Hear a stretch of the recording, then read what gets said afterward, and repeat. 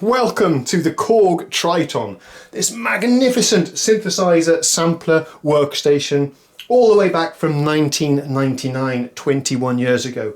This was pretty much the very best you could get back then. So why don't we take a quick tour of the user interface together here, the front panel controls, and get ourselves familiarized with this wonderful instrument.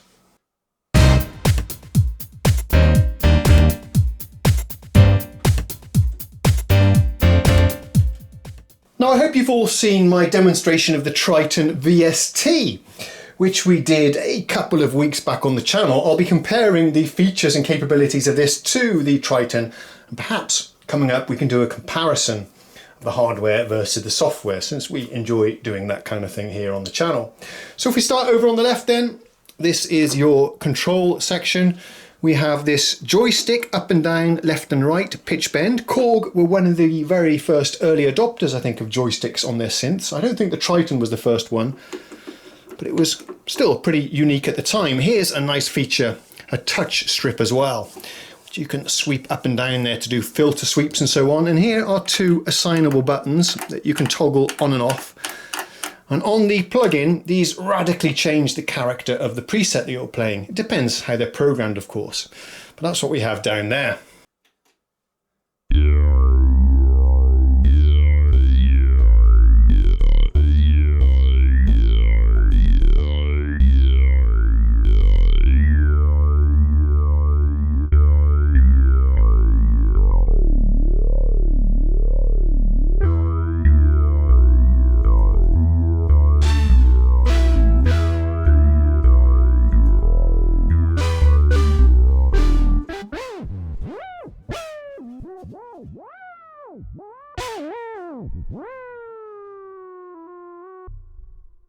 Right, this section here I do recognise as well from the plugin. We have our master volume up here, and then 4 real-time controls. These are surprisingly small and hard to turn, kind of hard to get your fingers in between there, which is interesting, but they do feel quite nice to use regardless. Of course, these days, if you look at the Kronos or workstation synthesizers, the flagship ones like the new Phantom and the Yamaha Montage, you get many more controls. This is still in the age when synthesizers were quite minimalistic. This isn't that many years after the KORG M1 was released, of course, so we don't get very many controls on here. But modern workstation synthesizers are festooned with faders and knobs, much more so than on this one. But there's still quite a lot of controls on offer.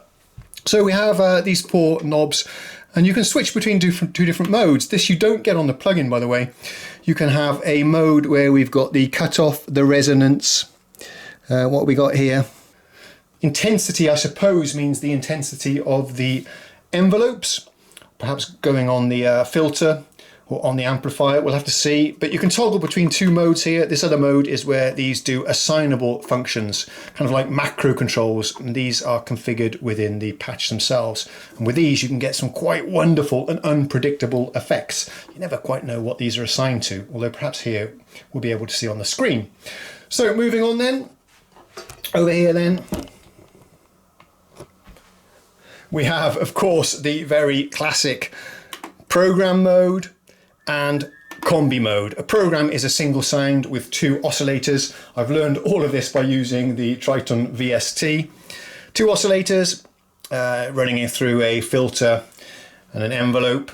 It's your pretty standard sample plus synthesis architecture on this, and all the other KORG synthesizers, workstation synths dating back to the M1, I suppose. Combi mode is where you can layer together up to 8 different programs, either layer them together or split them across the keyboard or have them on different MIDI channels for a multi-timbral performance. Pretty cool. We have a sequencer mode here. So this is obviously where we have our different modes. Let me show you the screen as well, if you're curious to see that together. I'm not sure how well it will come out on the video. So there's your combi mode, showing the combi here. This is a touchscreen. Program mode here, noisy stabber, that's the same one that we get on the VST, the very first program patch. In the combi mode, that's different romance layers The VST, I think, is based on the KORG TRITON rack. Sequencer mode looks like that. Then we have a sampling mode that looks like this. This is a pretty powerful sampler in its own right. And then we have play button there, playing a song by the looks of it, a global settings page. And over here we have disk, fairly attached SCSI disk drives. And then we have a compare function there. And then a value slider as well, up and down buttons, which will step up and down through the presets.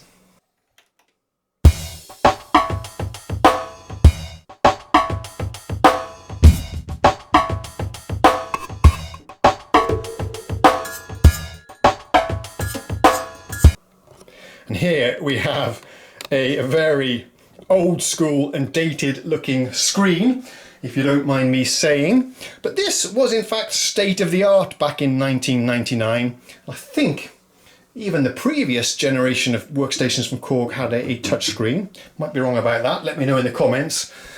But at the time this was state of the art, and it's still quite nice and crisp to read, just a monochrome affair.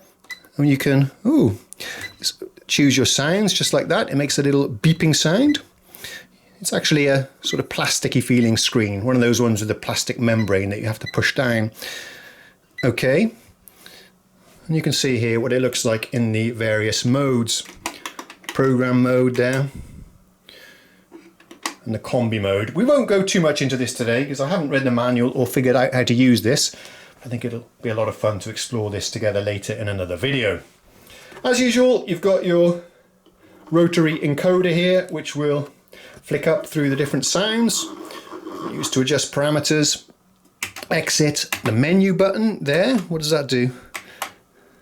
Not doing anything at this particular time. This is a nice thing as well. Look at this. You don't really see this so much on modern keyboards. This is like a numeric entry pad. And back in the day, you probably knew that on, if we zoom out just a little bit more there, on bank A 045 was a great cinematic strings. You kind of had this in your head after using an instrument over and over again, and this is a super quick way to dial up your sounds. Bank C 123, and it comes up immediately there on the screen. Mustang saxes there, and you probably knew where your best piano sound was on your favorite electric piano, for example, and you could very quickly dial those in. 0 20 78 Alien Lovers. So continuing over then, over here we have a few more controls after the number pads. Let's see what we have here. We have the different banks. This has 4 banks in the program mode and the combi mode. Each bank contains 128 patches. There must be some user modes as well. I'm not sure how to get there.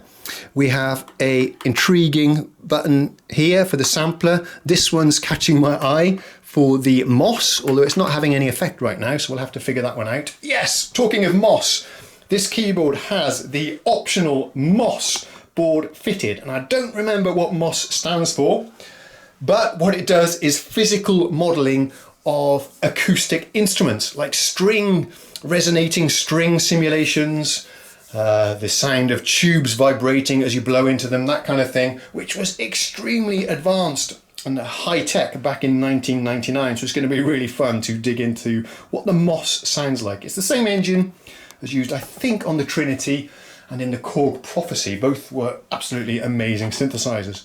But if we carry on looking at this, we have the sequencer controls here: pause, rewind, forward wind, is that what you say? I don't remember. Locate, some sampling buttons here, and some real-time controllers for the arpeggios. Arpeggios are a huge part of the KORG Triton, as they are in the Karma and the Chrome and the Cross and the Kronos today. Nice to see some real-time controls. We can adjust the tempo there directly with the knob. The gate, that's how quickly the sounds cut in and out as they're arpeggiating, like the envelope control really.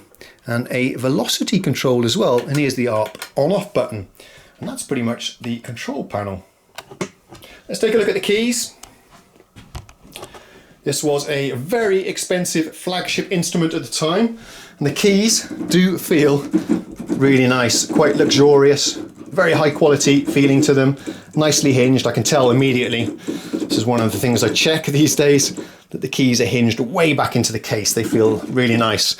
And it doesn't feel like it, but I'm pretty sure that they have aftertouch as well. That's something we'll verify during the demonstrations later in this video and in some other videos as well. I'll do an all playing favourite patches demonstration later on, where you'll see me using all of these real-time performance controls that the Triton has to offer.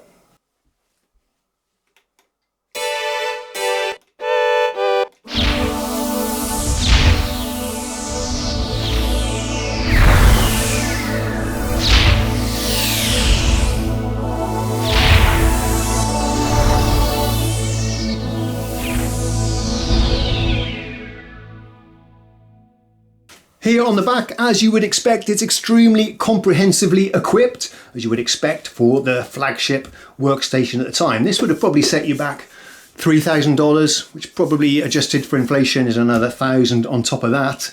We have, nice to see, many different audio outputs. We have a stereo pair then, and assignable individual outputs as well there, if you wanted to reduce route the drums to a separate channel or the bass to a separate channel, for example. Audio inputs there as well with the gain knobs. Here we have the inputs for pedals and controllers, MIDI there as well. An interesting 2 hosts there for connecting it to a computer perhaps. And you can't see it, but hidden behind the stand is a, move this a bit, there we go, is a huge parallel SCSI port there for connecting to disk drives, I suppose. And of course, on a high-end instrument like this, you've got an internal power supply with a regular kettle plug there. Good stuff. Really handsome instrument overall, I think you'll agree. Looking really nice in this brushed silver aluminium kind of look. And of course the build quality is absolutely phenomenal here. Everything made of metal, and it's a really heavy, sturdy feeling instrument. Absolutely love it.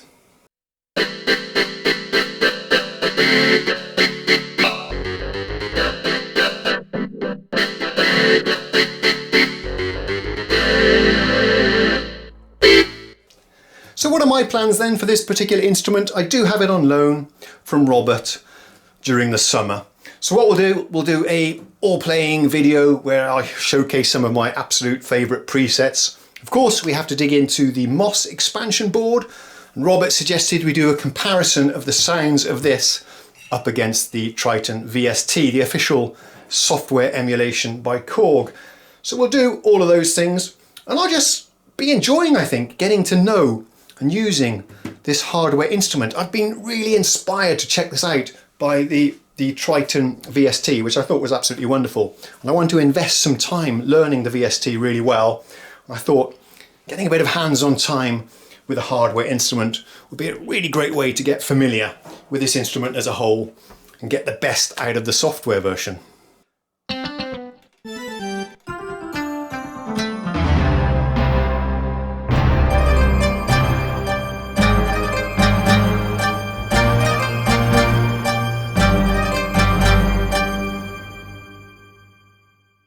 Okay, it occurred to me that some of you might be interested in seeing the startup screen and how long this instrument from 1999 takes to boot up, so let's do that right now. Triton Music Workstation Sampler. It's got the MOSS there, the SCSI, and 64 megs of RAM. And we're started up. That's pretty quick, I think. Quicker than a lot of modern workstation synthesizers. Any of you Kronos and Phantom users want to comment on that?